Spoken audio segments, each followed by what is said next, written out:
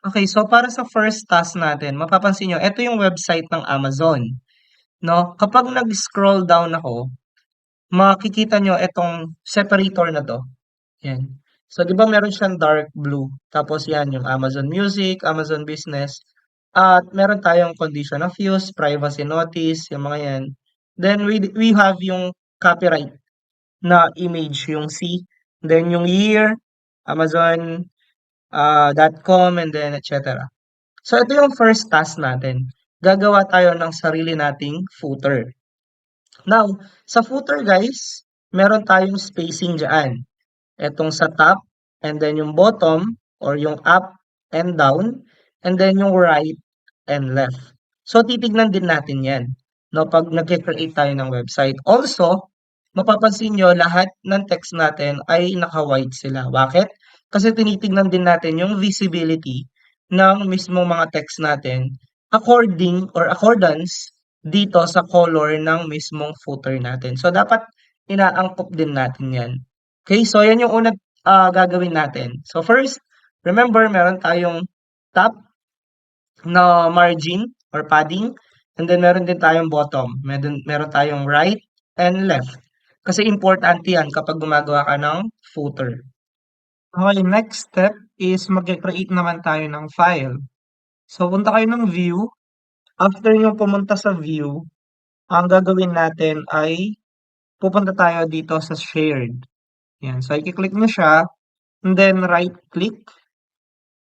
After nyo mag-right click, ang gagawin natin ay add. After ng add, ay i-click nyo yung view. Okay?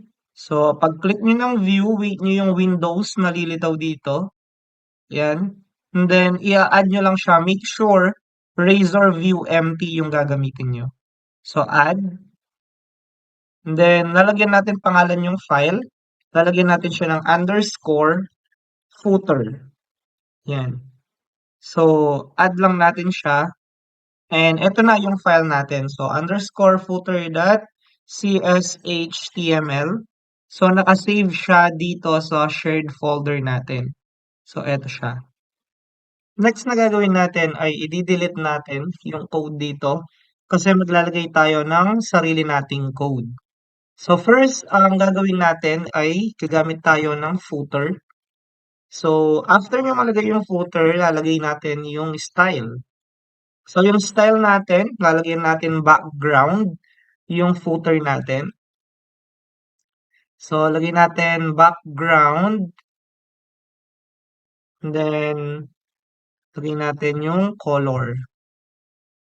Yan. So, after natin malagay, colon, you can search sa web kung ano yung different kinds of code na mga colors. Pero, ito yung gagamitin natin ngayon, 31921. So, ayan siya. Kapansin nyo, medyo gray-gray ngayon siya. So, again, you can search sa internet, no? Tapos, semicolon, after nun, maglalagay tayo ng color dito. Sa color natin, lalagay natin yung white. So, lahat ng text inside ng footer natin ay magiging white siya. Then, maglalagay tayo ng spacing. Gagamit tayo ng padding dito. So, ang padding natin, mag-i-start siya sa taas at saka sa baba. So, from top to bottom, no, yun yung magiging padding natin. So, 20 pixel yung gagamitin natin. And then, yung spacing niya from left to right ay 0 ang ilalagay natin. Then, sasabihin natin yung text align natin ay isa-center natin siya.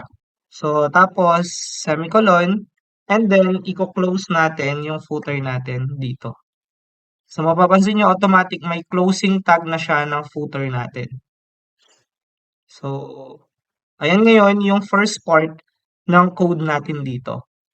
Next is, ang gagawin natin ay mag-create tayo ng div dito. Ang div guys ay isa siyang tag sa HTML. Ang pinakatrabaho niya is to contain yung mga elements. So, ibig sabihin, i-group niya yung mga elements. So, lahat ng code na nasa loob niya ngayon will be grouped by div natin. Now, ang div ay nilalagyan natin siya ng class. Ang class na yan, for example, nilagay natin container. Ang class na yan, gagamitin natin siya for CSS.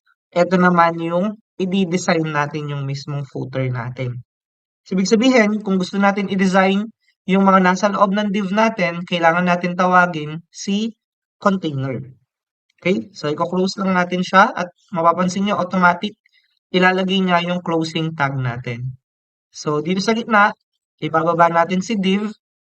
After nun, gagawin natin, magkikreate tayo ng paragraph. So, para makapag-create ka ng paragraph, gagamit ka ng P sa HTML. Then, gusto nating i-drawing yung copyright ng HTML natin or ng web natin. So, gagamit tayo ng at. And then, ilalagay natin or ang gagamitin natin pala ay N operator. And then, ang next na ilalagay natin will be copy. So, mapapansin nyo, ito yung symbol ng copyright. So, kapag tinawag natin si ncopy, ibig sabihin yan, nilalagay natin yung copyright. Then, ilalagay natin yung year. So, para malagay mo yung year, gagawin mo, tatawagin mo yung date time. After mong tawagin yung date time, magda-dot ka, lalagay mo yung now, and then, ilalagay mo yung year. So, automatic niyan, ang ilalagay niya is 2025 or base sa kung anong year, yun yung ilalagay niya. In this case kasi, ang year natin ay 2025. Tapos, ang paragraph na ilalagay natin is my e-commerce. So, my e-commerce website. Tapos, mag-dot tayo and then, all rights reserved. So, ito yung magiging footer ngayon natin. Reserve. Tapos dot. Okay. So, yan ngayon yung magiging paragraph natin. Next is, let's create another div. So, mag-group tayo ulit dito. In this case, wala na tayong lalagay na class name, no? Pero, in case na gusto niyo siyang i-design, pwede naman lagyan niyo siya ng class name. Pero in this case kasi hindi naman necessary na lagyan ng class name yung pangalawang div natin. So, ang lalagyan lang naman natin dito is yung mga link, yung about, yung contact, at saka yung privacy. So, ngayon, mag-create tayo ng tinatawag na A or yung anchor sa HTML and then ilalagay natin yung href.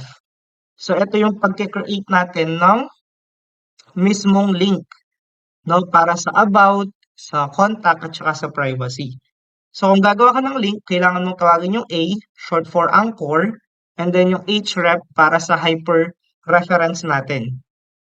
Okay? So, after nun, ang gagawin natin, dito sa loob, ilalagay natin yung slash. Ito na yung mismong directory natin. So, slash, lagay natin home, then slash about. So, in this case, wala pa kasi tayong ibang file eh. So, ito muna yung lalagay natin.